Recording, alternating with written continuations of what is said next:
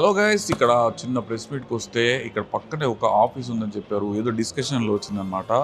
ఇండియాలో మొట్టమొదటి private train గురించి తెలుసా అని ఒకతను నన్ను ప్రశ్నించి దీని గురించి చాలా చెప్పాడు అనమాట. మీరు ఎప్పుడన్నా విన్నారా ఇండియాలో ప్రైవేట్ ట్రైన్ గురించి? Private train in the sense hire చేసుకునే ట్రైన్ కాదు, సొంత ట్రైన్. అంటే మీకు సొంత కారు ఉండొచ్చు, సొంత బస్సు ఉండొచ్చు, ఇంకేదన్నా ఉండొచ్చు. నాకు సొంత ట్రైన్ ఉంది అని ఎవరైనా చెప్తారా? సో వాళ్ళు చెప్పారు నాకు సొంత ట్రైన్ ఉంది అంటే. అప్పుడు నేను అడిగాను అనమాట, సొంత ట్రైన్ అంటే ఏంటి, అసలు దీని కథాకామాంశ ఏంటి, ఏం చేస్తారు సార్ మీరంటే వాళ్ళ ఎంప్లాయీ ఒకతను నాకు కలిసేసి దాని గురించి చాలా ఎక్స్ప్లెయిన్ చేశాడు. సో నేనేమనుకున్నానంటే ఇది నా కొరకు తెలుసుకోవడం ఎందుకు, మీరందరూ కూడా తెలుసుకుంటే బాగుంటుంది కదా. సో మీకు కూడా చూపించేద్దాము ఈ ప్రైవేట్ ట్రైన్ ఏంటి, దీని కథ ఏంటి, దీని కార్ఖానా ఏంటి, మొత్తం చూపించేస్తే బాగుంటుంది, యూస్ఫుల్ అవుతుంది. స్పెషల్గా ఎవరైతే తీర్థయాత్రలకు వెళ్ళాలనుకుంటున్నారో, ఫ్యామిలీతోటి తీర్థయాత్రలకు ఏ హ్యాజిల్ లేకుండా వెళ్ళాలనుకుంటారో వాళ్ళకు మాత్రం మేము అద్భుతాలు చూపిస్తాం సార్, చాలా బాగా చేస్తాము, మాది బాగుంటుంది, మీరు ఒకసారి రండి అని ఆయన ఇన్వైట్ చేశారనమాట. సో అదేంటో వాళ్ళ ఆఫీస్ ఏంటో చూసేద్దాం రండి. 2 times Indian railways Bharat Gaurav train. So మీకు చెప్పాను కదా ప్రైవేట్ ట్రైన్ అని చెప్పేసి, కానీ ఇక్కడ చూస్తే మనకు government of India, ministry of tourism, incredible India tourist facilitator అని ఉంది. మరి వీళ్ళు చెప్పింది నాకు ప్రైవేట్ ట్రైన్ అని చెప్పారు, ప్రైవేట్ కథ అని చెప్పారు. ఇక్కడే చూస్తే ఇండియన్ రైల్వేస్, అన్ని ఇండియన్ రైల్వేస్ బోర్డులు కనిపిస్తున్నాయి. ఇదేంటి, ఈ మిస్టరీ ఏంటో మనం తెలుసుకుందామా? Let's go inside. నమస్కారం సార్. సార్ నేను ఇక్కడ చిన్న మీటింగ్ పని మీద వచ్చాను ఇక్కడికి. అక్కడ ప్రెస్ మీట్ ఉంటే వచ్చాను. మీ ఎంప్లాయీ ఎవరితో నాకు కలిసి మీ గురించి, మీ సంస్థ గురించి చాలా చెప్పారన్నమాట. ఫస్ట్ ప్రైవేట్ ట్రైన్ అని చెప్పారు. సో అది బయట చూస్తేనేమో ఇండియన్ రైల్వేస్ అని ఉంది, ఇదేమో ప్రైవేట్ ఆఫీస్ అని చెప్తున్నారు. ఇదేంటో నాకు ఏం అర్థం కావట్లేదు సార్. చాలా చెప్పాడు మీ గురించి, బట్ మా ప్రేక్షకులకు మీ నోటితో వినిపిద్దామని అయితే వచ్చాను. ప్రైవేట్ ట్రైన్ ఏంటి, కథ ఏంటి, బయట ఇండియన్ రైల్వేస్ బోర్డు ఏంటి, ఇవన్నీ చూస్తేనేమో లోపల టూర్ ఆపరేటర్లా ఉంది, బయట ఇండియన్ రైల్వేస్ బోర్డు ఉంది. What is this sir? నమస్కారం అండి. నమస్కారం. Thank you for coming, enquiring. My name is Ramesh Iyengar అండి. ఇది ఏదైతే ఇండియన్ రైల్వేస్ అనే మీరు బోర్డు చూసారో, ప్రైవేట్ ఆఫీస్ అనేది ఇది వాస్తవం అండి. ఇండియన్ రైల్వేస్ అనే బోర్డు ఎవరు ప్రైవేట్గా వాడడానికి లేదండి, లేదు, చట్ట ప్రకారం.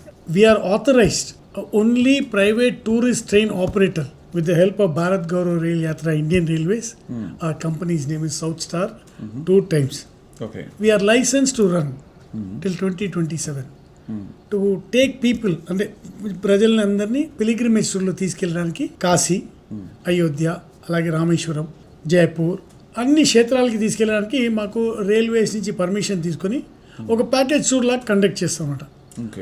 ఒక టూర్లో దగ్గర 550 మంది దాకా ఉంటారండి. సో దీనికంతా ప్రయర్ లైసెన్స్, ప్రయర్ పర్మిషన్ అంతా రైల్వేస్ నుంచి తీసుకున్న తర్వాత ఒక రూట్ డిజైన్ చేశారు. మా ఎండి గారు చెన్నైలో కూర్చుంటారండి. Our head offices in Chennai. 2 times అనే office south star rail office చెన్నైలో ఉంది. అక్కడ ప్లానింగ్ అంతా జరుగుతుందండి. ఎగ్జిక్యూషన్ వచ్చేసి ఈ 2 రాష్ట్రాలకి I'm the state head for Andhra and Telangana, regional head. So ఈ 2 రాష్ట్రాలకి ఇన్ఛార్జ్ నేను కాబట్టి వి ప్రమోట్. ఈ ట్రైన్ ఏంటి, ట్రైన్ కొనుక్కున్నారు మీరు? లేదండి, ట్రైన్ గవర్నమెంట్దే. కొనుక్కోవడం అంటూ ఉండదండి. లీజ్కి 2027 వరకు లీజ్కి తీసుకున్నామండి. ఒక ట్రైన్ మొత్తం లీజ్ తీసుకున్నారు. మీ దగ్గర ఉంటుంది? మా దగ్గర ఉంటుంది. దానికి యార్డ్ ఉంటుంది, దానికి యార్డ్ ఛార్జెస్ అవన్నీ గవర్నమెంట్ నామ్స్ ప్రకారం అన్ని పేమెంట్స్ అన్నీ జరుగుతుందండి. So whether you run it or not, the charges are all there, those conditions all there laid down by the railways. So మీరు నడిపించకపోయినా we have to, those conditions are there. So we keep the train moving always to different destinations. మీ అబ్బాయి చెప్పాడు next month ఏదో పంచక్షేత్ర తీర్థయాత్ర అని చెప్పేసి March 28కి ఏదో స్టార్ట్ అవుతుందని చెప్పాడు. అదేంటి సార్? అది బాగా అట్రాక్టివ్గా అనిపించింది అని చెప్పింది నాకు. ఏంటది? పంచదైవ క్షేత్ర కళ్యాణ యాత్ర అనేది ఇది 2వసారి నడిపిస్తున్నామండి. లాస్ట్ ఇయర్ కూడా నడిపించాము. పంచదైవ క్షేత్ర కళ్యాణ యాత్ర అంటే క్షేత్ర ప్రమాణం, శాస్త్ర ప్రమాణంగా ఫస్ట్ కాశీకి వెళ్తామండి. కాశీలో శివపార్వతుల కళ్యాణం చేస్తాం. అక్కడ కాశీలో గుడి లోపల, అంటే గుడి ప్రాంగణం లోపల ఒక హాల్లో అక్కడ కళ్యాణం చేస్తాం. అక్కడే మనకు ఆరోగ్య సమస్యలు చాలా ఉంటుంది కాబట్టి మనం వేడుకునేది కూడా శివయ్యనే. అక్కడే మార్కండేయ పురాణంలో మహామృత్యుంజయ దేవాలయం ఉంది. ఆ మహామృత్యుంజయ దేవాలయంలో హోమాలు ఇవన్నీ జరుపుతామండి. అక్కడ మన ఆరోగ్య సమస్యలన్నీ తీరిపోవడానికి, కష్టాలు తీరడానికి, ఆరోగ్యంగా అలాంటి క్షేత్రంలో పోయి మహామృత్యుంజయ హోమం చేయడం జరుగుతుందండి. అక్కడికి ఒక కళ్యాణం, పంచదేవ కళ్యాణంలో ఒకటి కాశీది అయిపోయిందండి ఫస్ట్. మళ్ళీ అక్కడి నుంచి బయలుదేరి అయోధ్య వెళ్తామండి. అయోధ్యలో సీతారాముల వారి కళ్యాణం.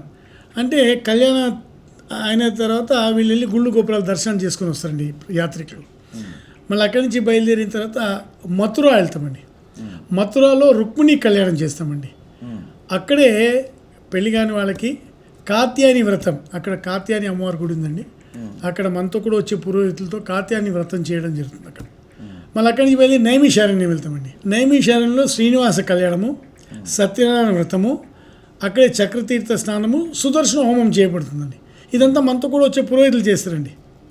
మీతో పాటే వస్తారు, మనతో ట్రైన్లోనే పురోహితులు వస్తారండి. తెలుగు పురోహితులు. నాదస్వరం బృందం వస్తుంది, ఉత్సవ విగ్రహాలు వస్తుంది, అలంకరణ విగ్రహాలు వస్తాయి, పురోహితులు మనతోనే ఉంటారు. అంతే ఒక పెళ్ళి ఎలా ఉంటుందో అలా పెళ్ళి. ఇట్స్ సెలెస్టియల్, దేవీ దేవతల పెళ్ళి, దాంట్లో ఏ మాత్రం తగ్గకుండా అన్ని ఏర్పాట్లు చేస్తామండి. అంటే మీరు చెప్పిన ప్రతి కళ్యాణానికి కూడా ఒక పర్పస్ ఉంది. పర్పస్ ఉందండి, ప్రతి దానికి ఒక పర్పస్ ఉంది. తర్వాత ఈ సంవత్సరము సోరన్, SORON, మీరు గూగుల్లో సెర్చ్ చేస్తే తెలుస్తుంది. సోరన్ అని ఒక గ్రామం, ఆగ్రా నుంచి 120 కిలోమీటర్.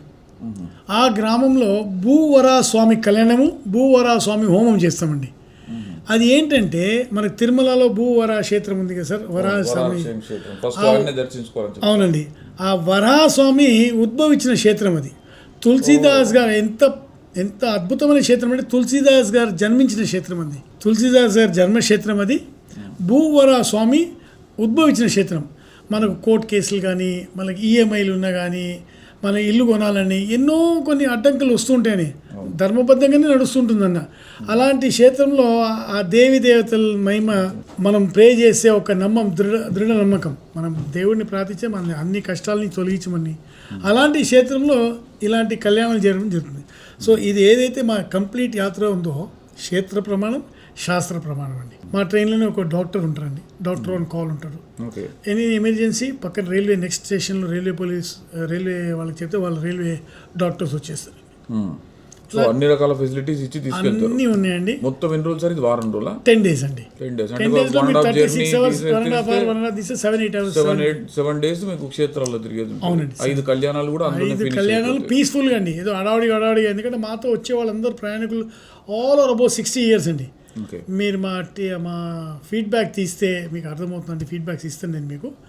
ఫీడ్బ్యాక్స్ చూడండి. మీరు అలా అందరూ 60 ఏళ్ళ వాళ్ళు వస్తారంటే కొంచెం యూత్ రావచ్చండి. They can. ఇవాళ రేపు యూత్కి ఎక్కడ టైం ఉందండి? వాళ్ళు పాపం వాళ్ళ తల్లిదండ్రులను పంపించడానికి ఆసక్తి లేక వాళ్ళు ఒక్కొక్కసారి మా దగ్గర ఫోన్ చేసి చెప్తారు, సార్ నేను యూఎస్కి వెళ్ళి మాట్లాడుతున్నాను, మా తల్లిదండ్రులను పంపిద్దాం అనుకుంటాం. అలా మాకు చాలామంది US నుంచి, ఫారెన్ నుంచి, ఆస్ట్రేలియా నుంచి కాల్ చేసి మా పేరెంట్స్ పంపిస్తానండి అని. వాళ్ళకి ఆ నమ్మకంతో సింగిల్ లేడీస్ వస్తారండి మా ట్రైన్లో. మా గొప్ప విషయం ఏంటంటే మా దాంట్లో దగ్గర ఒక 100 మంది లేడీస్ సింగిల్గానే ఉంటారు. వాళ్ళ పేరెంట్స్ మా ఆఫీస్కి వచ్చి, పిల్లలు వచ్చి, మా అమ్మగారిని పంపిస్తున్నామండి. మా ప్రతి కంపార్ట్మెంట్లో ఒక ఎస్కాట్ ఉంటాడండి, కోచ్ ఎస్కాట్ ఉంటాడు, వాళ్ళని జాగ్రత్తగా చూసుకోవడానికి సెక్యూరిటీ గార్డ్స్ ఉంటారు. దీంట్లో ట్రైన్లో వచ్చే వాళ్ళందరికీ కూర్చుని దగ్గరనే వాళ్ళకి పొద్దున tea, coffee, breakfast, lunch, dinner, night పడుకోపోయే ముందు బాదాం మిల్క్ కానీ, బటర్ మిల్క్ కానీ ఇవ్వడం జరుగుతుంది. కమ్మటి ఆంధ్ర భోజనం లాగా అయితే కనిపిస్తుంది. Yes sir. మంచి వైట్ తెల్లన్నము, ఆవకాయ అండ్ పప్పు అన్ని బ్రహ్మాండంగా కనిపిస్తున్నాయి. 5 రకాల పచ్చళ్ళు సర్వ్ చేస్తాం సార్ టూర్లో. అల్లం పచ్చడి, ఆల్ దిస్ పచ్చడి from, and the cooks are from Rajahmundry. Okay. And we serve food without onion, garlic. ఎక్కువ మసాలా వాడమండి, ఎందుకంటే వయసులో పెద్దవాళ్ళు కాబట్టి ఆ 10 రోజులు మసాలా వాడితే మళ్ళీ కడుపు అప్సెట్ అవుతుందని ఆ జాగ్రత్తతో మసాలాలు వాడకుండా ఫుడ్. పైగా ట్రైన్లో ఒక డాక్టర్ ఉంటాడండి, డాక్టర్ ఆన్ బోర్డు ఉంటారు. ఏదైనా ఎమర్జెన్సీ వస్తే నెక్స్ట్ స్టేషన్లో ఇన్ఫార్మ్ చేస్తే గార్డ్కి వాళ్ళు ఇచ్చేసి రైల్వే డాక్టర్స్ వచ్చేస్తారు. So all this facilities are, so అన్ని ఫెసిలిటీస్ ఇచ్చి తీసుకెళ్తారు. సో వాళ్ళు కట్టుకునే బట్టలు తెచ్చుకుంటే చాలు, మిగతా అన్ని మీరే ఇస్తారంటారు. అవునండి. అంటే నేను విన్న దాని ప్రకారం మీరు చాలా చోట్ల వ్రతాలు, నోములు ఇవన్నీ చాలా చేయిస్తున్నారు కదా. సో వీటన్నిటికి కావాల్సిన సామాగ్రి కూడా మీరే ఇస్తారా, వాళ్ళు ఏమైనా తెచ్చుకోవాలా? మేమే ఇస్తామండి. ఆ సామాగ్రి కూడా మేమే ఇస్తాం. ఇప్పుడు సప్తమోక్ష యాత్ర ఉందనుకుంటే పితృదేవతలకి మాలే పక్షాలు చేసే పూజప్పుడు ఉద్దరిని, పంచపాత్ర అంతా మేమే ఇస్తాం. అలాగే ఇప్పుడు కళ్యాణ యాత్ర, పంచదేవ క్షేత్ర కళ్యాణ యాత్ర అనేది 5 దేవీ దేవ క్షేత్రాల్లో శాస్త్ర ప్రమాణంగా కళ్యాణాలు జరపబడును. కాశీ, అయోధ్య, మథుర, నైమిషారణ్య, సోరన్ అనే గ్రామం ఇప్పుడు ఎవరు చూడలేదండి. తులసీదాస్ గారు జన్మస్థలం అది. అక్కడే విష్ణుమూర్తి వరాహస్వామి దశావతారంలో వరాహస్వామి అవతారం ఎత్తింది. భూవరాహస్వామి అంటారు ఒకసారి. భూవరాహస్వామి, రైట్. ఆ క్షేత్రంలో ఉద్భవించింది భూవరాహస్వామి. అక్కడ భూవరాహస్వామి కళ్యాణం హోమం చేస్తున్నామండి. భూవరాహస్వామి కళ్యాణం ఒక ప్రమాణం ఏంటంటే, మనకు భూమి కొనుగోలు చేయాలన్నా, లేదా ఈఎంఐలు కట్టడానికి ఇబ్బంది ఉందా, కోర్టు కేసులు ఉందా, మనం చివరికి మెల్లాడని జడ్జి గారి దగ్గర ఉంటామో ఆ సుప్రీం దగ్గర పోయి పూజలు అర్పిస్తాం అనమాట. అక్కడ హోమం చేయడము, అక్కడ పూజలు చేయడము, ఆ భగవంతుడు ఆశీస్సులతో అన్ని కష్టాల నుంచి బయటపడేటట్టు భూవరాహ స్వామి కళ్యాణం. అలాగే పెళ్లి కాని వాళ్ళ అమ్మాయిలు కానీ అబ్బాయిలు కానీ నార్మల్గా గోపికలందరూ కృష్ణ పరమాత్ముని వేడుకుంటారు అనమాట. అది మథురాలో కాత్యాయని వ్రతం చేయిస్తాం. మథురాలో రుక్మిణి కళ్యాణం కూడా చేస్తామండి. అలాగే నైమిషారణ్యం వచ్చిన తర్వాత అక్కడ శ్రీనివాస కళ్యాణము, మళ్ళీ అక్కడే సత్యనారాయణ వ్రతం జరుపుతామండి. మళ్ళీ చక్రతీర్థంలో స్నానం ఉంటుంది, అక్కడే సుదర్శన హోమం ఉంటుందండి. మళ్ళీ కాశీలో శివపార్వతుల కళ్యాణము, మహామృత్యుంజయ దేవాలయంలో మహామృత్యుంజయ హోమం పూజలు చేయిస్తాం. ఇవన్నిటికీ పురోహితులు మనతోనే హైదరాబాద్ నుంచి వస్తారండి. దగ్గర దగ్గర మొత్తం ఎన్ని రోజుల కార్యక్రమం సార్? 10 days అండి. 10 days లో ఇవన్నీ చేయించేస్తారు. కళ్యాణాలు, మీరు చెప్పిన పూజలు అన్ని హడావుడి లేకుండా ప్రశాంతంగా కాశీలో ఒక నైటు, తర్వాత మథురలో ఒక నైట్, ఎక్కడ కూడా మా ట్రైన్లో స్నానాలు చేయడం కానీ ప్లాట్ఫామ్లో స్నానాలు చేయడం ఉండవండి. ఏ క్షేత్రంలో దిగుతామో ఆ క్షేత్రంలో రూమ్స్ ఇస్తాం వాళ్ళకి, రెడీ అయ్యి కళ్యాణానికి రావడం, పూజకి రావడం. ఇప్పుడు మీరు చెప్పిన దాని ప్రకారం ఇది 1 లక్ష రూపాయలు అవుతుందండి మనిషికి? లేదండి, 50,000 మ్యాక్సిమం, 50 నుంచి 60,000. ఫస్ట్ ఏసీ కొంచెం ఎక్కువ ఉంటుంది, ఫస్ట్ ఏసీ ఫుల్ అయిపోయింది ట్రైన్. కేవలం 50,000? 50,000. Great sir. 50,000 అంటే ఇప్పుడు ఒక క్షేత్రానికి మీరు సొంతంగా వెళ్తే 10,000 రూపాయలు అవుతుందండి కేవలం దర్శనానికే. అలాంటి క్షేత్రంలో మీరు కళ్యాణం చేయాలంటే, హోమాలు చేయాలంటే అదొక 10,000 ఎక్స్ట్రా అవుతుందండి. అక్కడికే 20,000 అయిందండి. మీరు చెప్పినట్టు 5 క్షేత్రాలు చేస్తే దగ్గర దగ్గర 1,00,000 రూపాయలు అవుతుంది. అంటే ఇప్పుడు మీరు చెప్పిన కార్యక్రమాలని, ఇప్పుడు కాశీలో ఒక కార్యక్రమం చెప్పారు, వేరే కార్యక్రమం, ఇవన్నీ మనకు ఏదైతే మెయిన్ టెంపుల్ దేవాలయం ఏదైతే ఉంటుందో, ముఖ్య దేవాలయం, దానిలోనే చేస్తారా లేదంటే ఉపాలయాల్లో కనుక చేస్తారా? లేదండి, కాశీలో వచ్చేటప్పుడు కల్లా ఇప్పుడు కొత్తగా చాలా మందికి తెలియదండి, కొత్తగా కారిడార్ కట్టారు, కాశీ కారిడార్ కొత్తగా కట్టారు. కాశీ కారిడార్లో ఒక హాల్ ఉందండి, త్రయంబకేశ్వర హాల్. అది గుడి ప్రాంగణం లోపలనే, ఓకే, గర్భాలయానికి ఒక 50 మీటర్ దూరంలో ఉంటుంది ఒక హాల్. ఆ హాల్లో జ్ఞానవాపి కంటే ఇటు బయటికి వెళ్ళాలి. జ్ఞానవాపి కాకుండా గుడి లోపల వచ్చిన తర్వాత గర్భాలయం రైట్ సైడ్ ఉంటుంది. గేట్ నెంబర్ 1 నుంచి వెళ్తే త్రయంబకేశ్వర హాల్ ఉంటుంది. అది దాన్ని గంగా ద్వారం అంటారు, లలితా ఘాట్ అంటారు. అంటే మళ్ళీ అక్కడి నుంచి గంగా మనం అది కూడా చూసుకోవచ్చు అనమాట. సో అక్కడి నుంచి గంగా ఆరతి, అక్కడ హాల్ తీసుకొని అక్కడ హాల్లో శివపార్వతుల కళ్యాణం చేయడం జరుగుతుందండి. మళ్ళీ అక్కడి నుంచి ఒక 2 kilometers ముందుకు వెళ్తే మనకు మార్కండేయ పురాణంలో మన మహామృత్యుంజయ దేవాలయం ఉందండి. మహామృత్యుంజయ దేవాలయం, మహామృత్యుంజయ హోమం అని చెప్పిస్తాం. సో క్షేత్ర ప్రమాణం, శాస్త్ర ప్రమాణం యాత్ర అండి ఇది. చాలా మంది కాశీకి వెళ్ళి ఏజ్డ్ పర్సన్స్, కొంతమంది చేతగాని వాళ్ళు వీళ్ళు ఉంటారు, కొంచెం వీల్ చైర్ వాళ్ళు ఉంటారు. ఇట్లాంటి వాళ్ళకి మీరు స్పెషల్గా ఏమైనా ట్రీట్మెంట్ ఏమైనా ఇస్తారా? అంటే మీకు స్పెషల్ మనిషిని అరేంజ్ చేయడం ఇట్లాంటి వాళ్ళని చేస్తారా?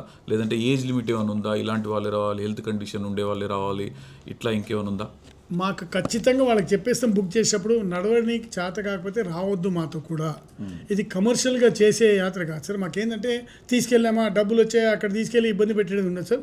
క్లియర్ కట్గా ఫస్టే అడుగుతాం మేము కస్టమర్తో, మీరు ఏజ్ ఎంత సార్, ఇంత నడవగలుగుతారా? నడవగలుగుతారా, నడవాల్సింది చెప్తాం కూడా, ఇంత దూరం నడవాల్సి వస్తుంది మీకు అని చెప్పి. నడుస్తామండి, 1 kilometer 2 kilometers నడుస్తామని.